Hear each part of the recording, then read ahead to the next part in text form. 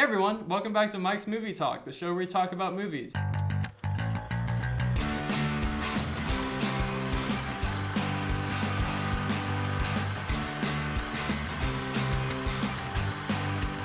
I'm Mike Myers, and I have a very special guest with me today, Roger Thomas. And today we're going to be talking about Drive. So I'm a big fan of this movie after having rewatched it really recently. What do you think about Drive, Ryan? I think it's pretty good. I think it's pretty good. I got the DVD copy. I see you're already in costume of the driver. He's literally me. He is you. Yeah. That is your face right there. He's literally me. That is Roger Thomas. A Roger Thomas film. That's me. That is you. That's me. Yeah. I loved your performance in this movie. Yeah. Great. We got to talk about that. Yeah, we definitely got to talk about that. So just some background info on Drive. What's really going on here? Is it Roger Thomas in this movie? We don't know. But it came out in 2011. It was directed by Nicholas Winding Refn, I'm pretty sure, and it stars Ryan Gosling. Sorry to burst your bubble, but it looks like I might be dyslexic, but I'm pretty sure it says Roger Thomas. I might be dyslexic. Oh, okay, I see it. I could be dyslexic. I think they had another version with you in it. Yeah, it was director's cut. Okay. So it stars Roger Thomas as an unnamed stunt driver, Hollywood stunt driver, who also secretly works as a getaway driver. So there's so many things I want to talk about with this movie. So many cool, stylistic choices, and just there's a lot going on in this film as far as like cinematic influences. I feel like definitely. There's a lot to talk about with that. So just watching this is it's really just I was tense a lot of the movie. Man, there's a lot of tense scenes in that. There's a lot of tense scenes. But that's a good thing because I was just sucked in. Within the first 10 minutes of this movie. I mean, the first 10 minutes, you could just end it there, and it would be an amazing short film. Yeah, definitely. Yeah, that was just showing him going through the motions of his getaway drive. Yeah, I love like him just like setting the timer and just like waiting. Like you're watching them, and like they're off screen. Like the two robbers were like off screen for like a decent amount of time. And it's like, are they going to come back? Are they going to come back? And then the one guy comes out. I was like, what about the other guy? What about the other guy? Mm-hmm. And then he comes in and it's like just in time. Yeah.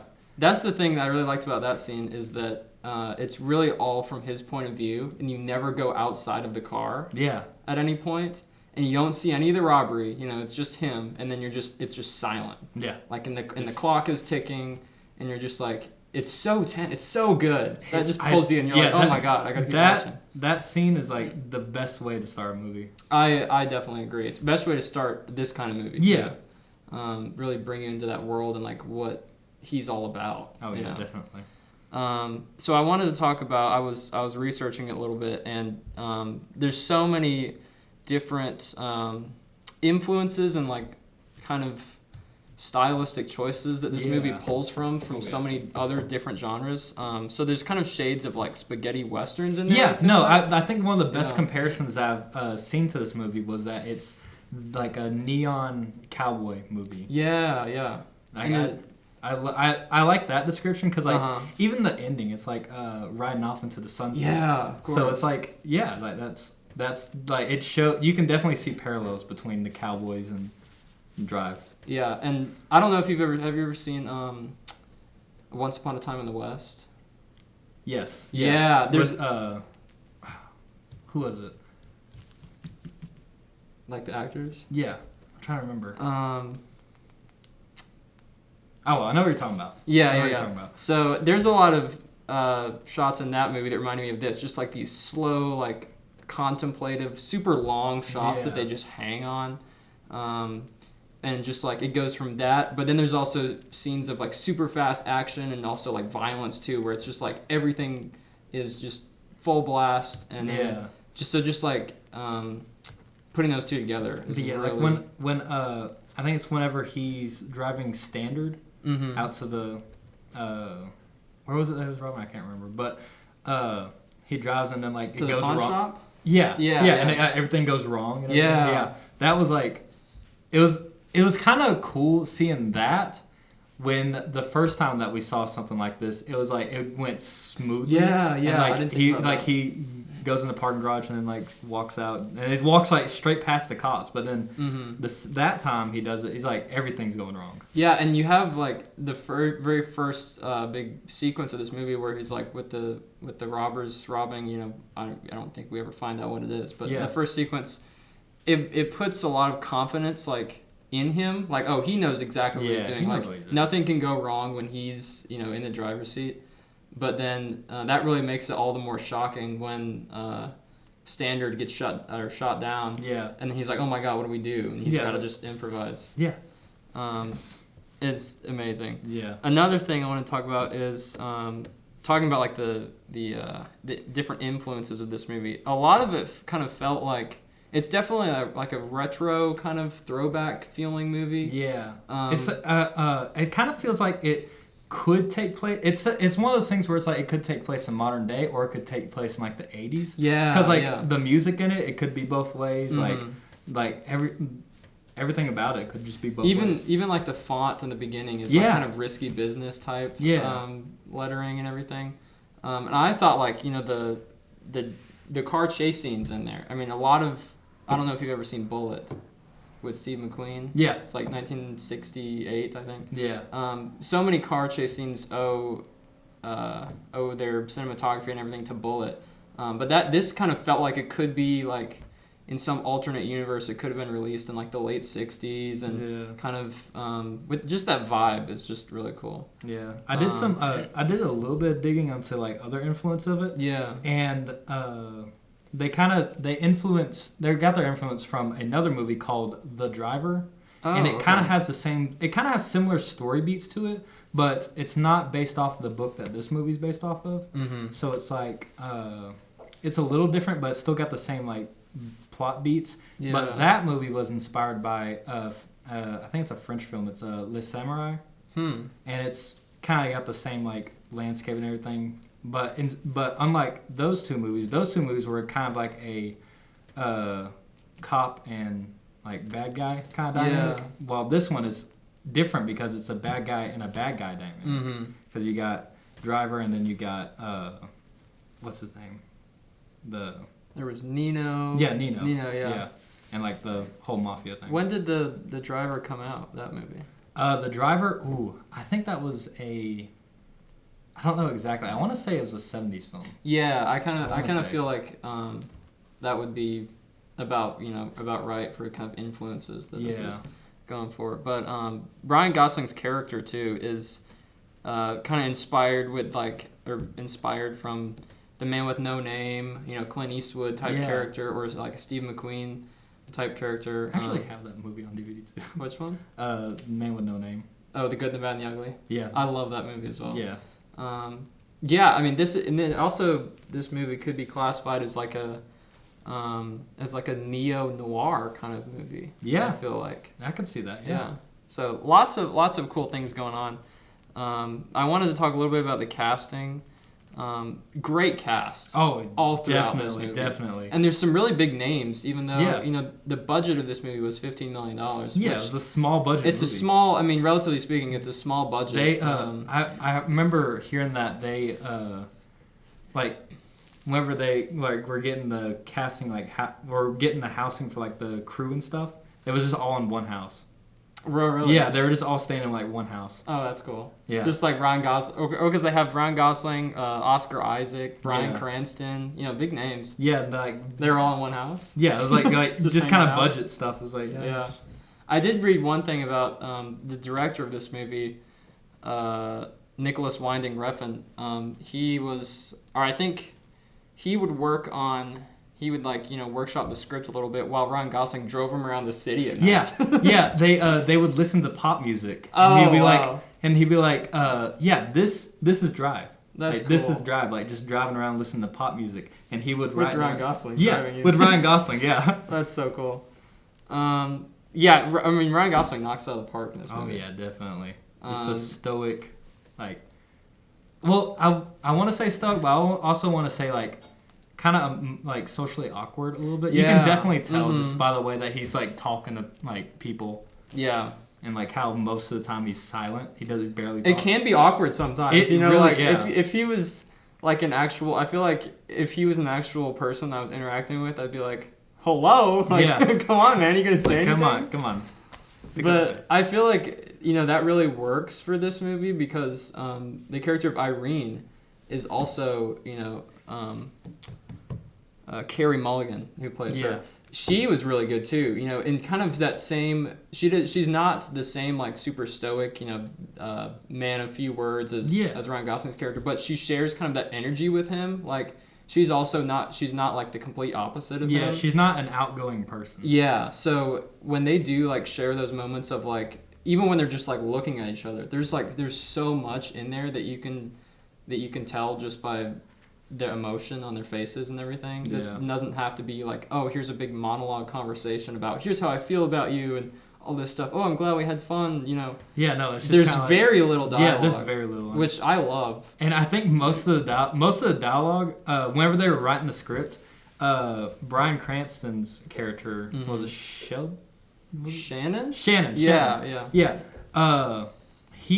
Most of his dialogue ended up being improvised. Oh, I didn't because know like that. what they would do is they would cut because they're going off the book, the original book called Drive. Yeah. And he talks more in the book than he does in the movie, and that's because they cut a lot of his lines, but for I forgot his name again. Shannon. Yeah. For Shannon, they kind of want him to talk more. They kind of wanted to balance that out. Yeah. It was weird seeing, because, Bryan Cranston, I always think of Breaking Bad. He's a very different character in this movie. He's definitely not near as strong as somebody like Walter White. Yeah. He's more like, everything, that works, man. I'll get you what you need to do and everything. And he's more, I like how he's more talkative, way more talkative than... in Breaking Bad? Than Ryan Gosling's character. Ryan. Okay. And then there's that scene where we can just call him like the driver, I guess. Yeah, the driver. The driver. There's that scene where he's, things are going down with the mafia and things aren't looking good. And the driver's worried about Irene and her son. And then Shannon's just like trying to talk him and be like, we could do this, He's just like, just stop, just shut up. Yeah. And even though they've known each other for years and they're really good friends, just that personality clash is was kind of cool to see. And it made it even more sad when Bryan Cranston's character died. I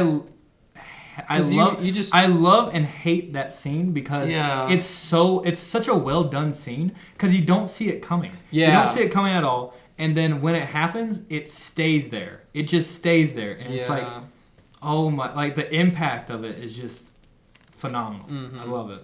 And I like how, you learn to really like his character too. Yeah. And you want to see him succeed and you want to see him pull off this deal and everything. And it looks like the deal's going to go through and until the last second, and then he just slits his arm. And that's sad. That was a horrible way to kill him. I know. All the blood gushing out, I was like, ooh. I know. I was looking away a little bit. Yeah. But what was funny was the first time I watched it a year ago, and I've already watched by that point I've already watched the entirety of Breaking Bad. Yeah. And I watched this movie and I did not know that Bryan Cranston was in it. Oh yeah. So the second I saw him, I was like, what? I was surprised. I was like, what? A little different from Heisenberg. Yeah, a little different. Yeah, I was gonna say too, just like there's gonna be some people who watch this movie. They're like, oh, I want more dialogue. Yeah. Come on, they get bored with it. Yeah, that was definitely one of the complaints that I've heard from people reviewing the movie was that it was very long and very drawn out. Is that what they say? But whenever I first watched it, I thought it went by too fast. It felt like a really short movie. Yeah. It felt like just a short movie. It's not a super long movie to begin with, but it does go by really fast. It does. Because, the dialogue scenes may be a little slow, but with, all the action scenes, all the fast-paced action scenes, it kind of balances it out really well. Yeah. I was just thinking, as I've watched more and more movies over the years, I've grown more accustomed to, not having a ton of dialogue all the time, because if you would ask me, in high school or something about a particular scene there was just not really any dialogue, I'd be like, this is boring. Let's keep moving. Like, come on, guys. But there's movies like other movies I love. Like I don't know if you've seen 2001: A Space Odyssey. Yeah. But yeah, that movie. All the like because there can be like 20 minutes without any dialogue, and it's like which sounds crazy. It's like some of the most impactful moments too. I know, yeah. I mean, it sounds crazy to say that, but like, who's gonna want to watch that? Yeah, and even whenever there is dialogue, like a lot of the time, like especially in the more important parts, it's spaced out. Like whenever where he's like, open the pave door, Sal, and he's like. I'm sorry. I'm sorry, Dave. I can't do that. Yeah. It makes it way more impactful, I feel like. It does, yes. Than to have like a scene just where people are talking all the time. Yeah. Which I feel like is totally true with this movie too. But also with that, I feel like I just watched this again this morning after not seeing it for a while. I feel like in those moments when they have those kind of, it's like a slow zoom in on their face when they're just looking or contemplating things. It makes you identify with the characters more, I feel like, because you're kind of wondering, what are they thinking about? And you're trying to figure them out. Yeah, you're trying to get into their mindset. Yeah, trying to figure out what's going to happen next. And I think that's, I mean, when you're really paying attention, if you're not paying attention to the movie, then that's probably not going to happen. But when you really pay attention, and it's easy to, because you get dragged into this. Yeah. I found myself kind of like putting myself in their shoes. Like, what would I be thinking about if I was going through this situation? With Irene or with the driver or with Standard. Like, how would I feel? Which I think is it's a lot. There's a lot happening all at once. Like it's a lot of like different like impactful events in just the characters' lives alone. Yeah, like, I know. They're just people getting killed and everything. Like, whoa. I know. I don't know how I would take this. And like, you can kind of see it in the driver when he like the more the movie goes on, the more and more you see him like kind of break down and like more, like he at the start of the movie he's like stoic, calm, very calculated person. But then by the end of it, he's smashing people's heads in an elevator. He's becoming more unhinged. Yeah, but also more personal, I feel like, with Irene, and they have that kiss in the elevator and all that, and then he goes into his like psychotic violence. Yeah, I think that's a turning point for him. Definitely, and I think it's a good way to show that, like as the driver's looking back at Irene, like she's already out of the elevator, and like you can kind of tell that they both kind of see that they can't be together. Yeah, she almost looks scared of him in that moment, And kind of like that realization sets in for both of them. And then the door closes and it continues on without. It's almost like a goodbye, I feel. Yeah. Like, they've had this attraction, but then this thing has gotten in the way, and then he shows who he really is, and then she's just like... Yeah, she's scared. Yeah.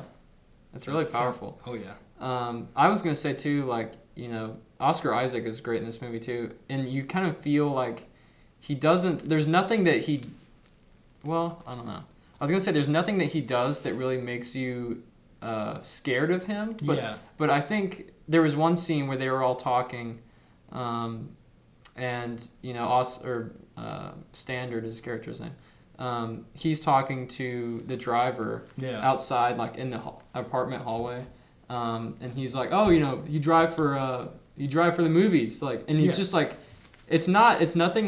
nothing he's saying is intimidating. Yeah. But it's just kind of there. It's kind of there, and it feels like, because you know what's happening. Like, he doesn't know what's happening, and you're trying to figure, but you don't know that he doesn't know. Yeah. So it's kind of like, does he know?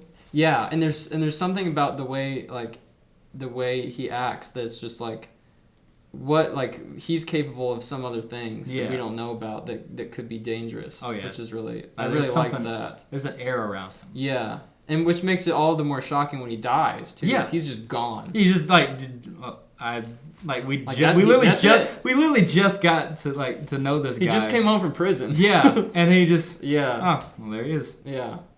Because I watched this movie probably 2-3 years ago for the first time, and I didn't remember a lot of it. Yeah. So then I was like, oh, I thought there was more to his character. Yeah. So, but I liked how they did that anyway. Yeah. That was just a cool moment. That was great. the cinematography in this movie. Oh my god. It's beautiful. Guys, it is beautiful. It's so good. It's beautiful. beautiful.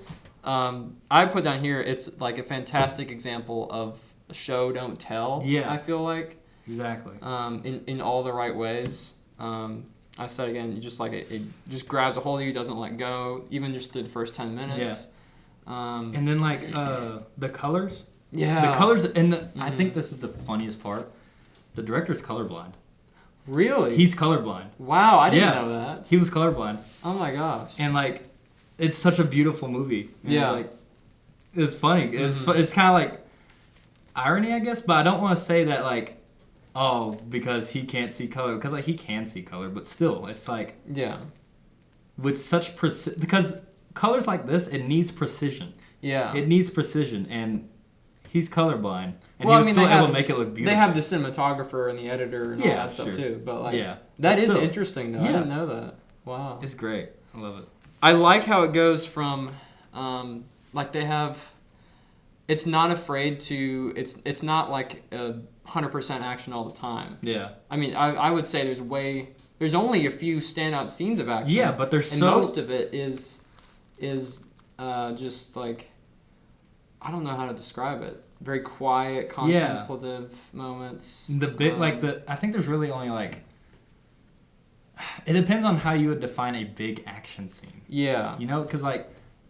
Do you want to count the opening scene as a big action scene? Yeah. Like that, it's kind of slow. That's what I'm saying too. Like, that one I really like. It's intense because it's very intense the whole way through. Yeah. And but there's like highs and lows to it of like, you know, where even when he's looking at the police car from across the railroad crossing, I was just like, oh my god. Yeah. You know, it's just just like the police car creeping over. And yeah. You want to get caught? Mm-hmm. And I liked how they did the radio in that scene. Yeah. Where you can hear the NBA game like on the radio. Yeah, and he just got done. He was watching it. It's like he left the house. So he timed it where he would go into his like basketball fan disguise right when. Oh, I didn't even realize that. So I think he did. I'm pretty sure. He's all about precision. I didn't even think about that. Yeah, that's probably. Because that's pretty good. Because the game ends. Because he turns up the radio to hear the game, and then the game ends, and then that's when everybody walks out of the stadium, and then he pulls in, and then he like puts on his like LA Clippers baseball hat or basketball hat. I don't even know what I was. I don't even know what I was thinking. I thought that was just kind of like I didn't even think about like why all those people were leaving. But of course, it was the basketball game. Okay. Yeah. Just something about, I think that's like with the sound design too, which we can also talk about. But like the radio and then the police chatter too. Yeah. Which, like, oh, we got a visual on that gray Impala. Yeah. You know, just it's so good. It's really great. I love it. And then the soundtrack for it. Yeah, we can talk about that too. Yeah. Before we get to that, real quick, I want to talk about a little bit, like, you know, we're talking about all the action and stuff. What did you think of the violence in this movie? Because there's a few moments of violence, and they're like really like graphic. Yeah, pretty much. I think because some people are like not for that in this movie, or I think it is done like you said, it's extreme. Mm-hmm. But I think it's tastefully extreme. It's definitely like it's definitely used with intention. It's not like like you got the well, let's say the elevator scene. Like that's mostly used to like build the dynamic between Irene and the driver, and you can like that wouldn't happen and like I've heard other theories about that scene too, that like it didn't happen, or like it was like a dream or whatever. Or like that's weird. Yeah, I heard weird theories about that. I don't know if I want to buy into it, because it makes more sense if it wasn't, and that they separated because of what he just did in the elevator. I feel like there's so many theories that you could make with this movie, that like, oh, you could say the whole thing was a dream, or like, you know, or like it's a dream from this moment onward. There's really no way to because like in the elevator, I think one of the main reasons why there was a theory on that was because the lighting shift whenever they're doing they're both in the elevator, and he's like pushed her behind. So I think the light shift in that. So I'm thinking that was kind of the theory on that. Yeah, I don't know. Yeah, but then you could take it so many different ways. There's a lot of other scenes too, and I do kind of like the goriness, I guess, the blood, like the blood and stuff, because it definitely goes with the colors.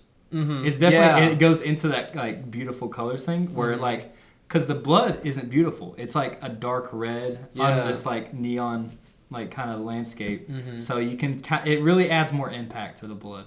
Yeah, so I feel like that is like kind of a necessary part. I totally agree. I feel like too, like the violence kind of, I feel like the movie as a whole is not about like, it's about like, I feel so philosophical here. Like it's about the brutal reality of life or something. So it's not gonna be pretty when somebody dies. It's not gonna be pretty. But I agree with you there about the violence, where it's just like, you know, it does add to the movie. It definitely didn't take anything away. No, I was like, when I see the violence, I'm not like, whoa, that was kind of unnecessary. Yeah. I feel like every bit of the violence is necessary. Like there was a build up to the violence. Like each action has a reason.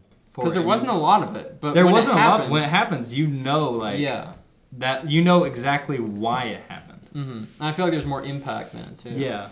It's not just like killing goons out of nowhere. Like it's kind of, you kind of got reasons. And it's not like, like as you said, it doesn't happen a lot, and it's not like, oh, he just killed 20 people in 5 minutes. You know, it makes it a lot more impactful then too. Yeah. There's also no CGI in this movie either. Yeah, I know. I always like it whenever like a movie uses practical effects instead of CGI. Yeah. Like and what's even cooler was that whenever they're on set and he's doing the stunt driving bit, and like has the whole car flipped and everything, it's kind of clever because they're able to do that while also show, like, they can show how all that works in practical effects. Yeah, it's a movie set within a movie. Yeah. So it's kind of like, and with that note, I remember hearing that Ryan Gosling described the driver as a character who's watched too many movies. That was literally how he described it, and I was like, that makes sense, because like he's like you can kind of tell that he's kind of going after like these. He's kind of taking after these Hollywood characters and stuff. Yeah. So he's like, that's kind of based his personality off the people he's seen in movies. That's kind of cool. I like that idea. And then I think some of that ties into the ending scene where he's got the mask on. Yeah. But that was kind of horror-esque, that scene. And the only other time that he has that mask on is whenever he's doing, in the movies, like, doing the stunt stuff. Oh, yeah. And he's got the, Yeah. So that's... It kind of, you can kind of see like why he's wearing that mask. Because I know some people are like, oh, why is he even wearing that mask? But like that kind of explains it, because like he's going full movie mode. Yeah, I do kind of feel like that. And I looked up a little bit on the little background on the director, and one of his inspirations as he was like getting into the like directing his first few movies was like 70s kind of like low budget horror films, like Texas Chainsaw Massacre. Yeah. I felt like that scene could have come, like the mask and like the scene on the beach where he drowns Nino. Could have come from like some sort of 70s horror movie. It's cool how you can see the little influences and stuff like that. And then there's that one scene where he crashes into Nino's car, where like he's sitting in the car, and then you see the headlights pop up. Like that's from a movie. You can tell that's like movie influence. Yeah, I'm not sure what, but that's definitely been done before somewhere. Definitely. Yeah. But I definitely want to talk about the music. Yes. Of this movie, music and sound. I think it did win an Oscar for best sound. I think so too. That was the only one it won, unfortunately. I wouldn't be surprised, because like the soundtrack's killer. It's a killer soundtrack. It's definitely going, like, right at the very beginning, very 80s vibe, like electronic synth kind of sound. Yeah. What are your overall thoughts? I have the music downloaded on my iPod. That's how much I like it. Yeah. I like listening to the soundtrack at night, because it literally, like, the opening song, it's Night Call, and I like listening to it. It's just a nice song to like listen to while you're driving like down maybe like a city street. It's just good old city streets of Rome, Georgia. And that's how good that's praise for the song, because it's a good song for the opening, because it's like landscape shots of LA at night. So it's really good. And then the the ending song, a real hero. That ending song where he's like driving away and that song plays, I kid you not, I teared up. I teared up because I was like, whoa, that's really good. And I think it was mostly because they also played that song when when him and Irene are driving in the the water, what's it called? What's the LA's big water basin thing? Yeah, the water basin thing. Yeah. Where they're driving in that song is playing. Oh, okay. And it's like all happy. You see like the sun and everything, and like everyone's happy in the car. But then at the end when it plays again, it's just him, and the sun's coming up. The sun's coming up, like the sun's shining in the car and everything. But it's just him this time, and it's just like I wouldn't say that he's not happy. There's definitely a sense of satisfaction that like now Irene is safe. Yeah, that's like, definitely there. And he just drives off into the sunset. It's great. What would you think? What do you think happens after the credits roll with him and Irene? I think it's. I don't think that him or Irene will ever see each other again. I think that's kind of set in stone. That because I'm sure he wants to keep her safe in order to do that. Yeah. He's probably not going to interact with her at all. But honestly, I don't know. It's kind of like I said, it's the cowboy riding off into the sunset. Yeah, where exactly.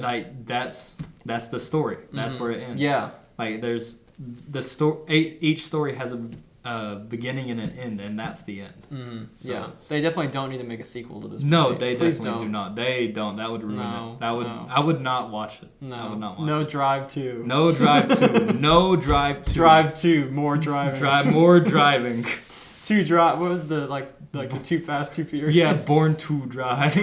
Born to Drive. To Drive Too Fast. To Drive. But yeah, I feel like I mean the music definitely if you stripped all the music out of this, it would not have be a much lesser film. And like I said, the director would ride in the car with Ryan Gosling. Yeah. They would listen to pop music, and that feeling was the main inspiration for the script.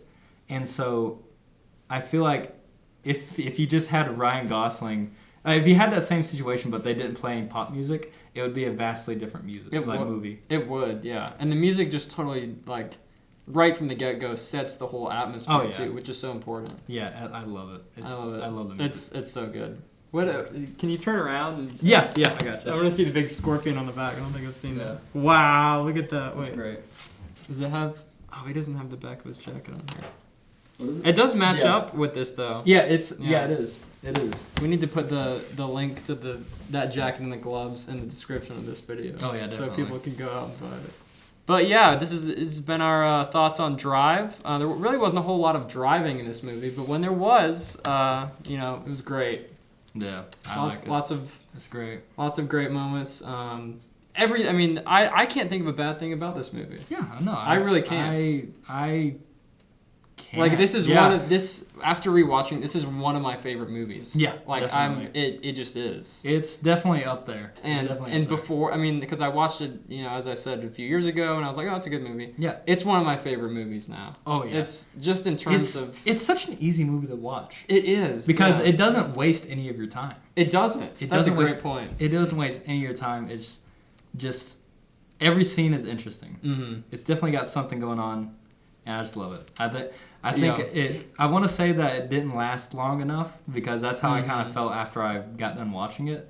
But watching it again, I was kind of like, no, that's the perfect length. Yeah. It doesn't overstay its welcome. It's good. I was going to ask one more thing. So who would you recommend this movie to? Who would I recommend it to? Yeah. Fans of What? Okay. Fans. Because I don't think this would be everyone's favorite movie. No, definitely not. It would have to be like slow and methodical movies. Nightcrawler, definitely Nightcrawler. Mm-hmm. What else? Cowboy movies. Yeah, we've been talking about cowboy movies, especially like spaghetti westerns. Yeah, too. If you want a modern cowboy movie, that's your ticket. He got like a little horse and everything. Yeah. I mean, I don't think there's anything else to say. There's really nothing else. It's a great movie. Go watch it. We love it, guys. We love it. Go watch it. But yeah, this has been our thoughts on Drive. Thank you guys so much for watching. Thank you, Roger, for coming on the show. Of course. Talking with me about this amazing movie. And we'll see you guys in the next episode.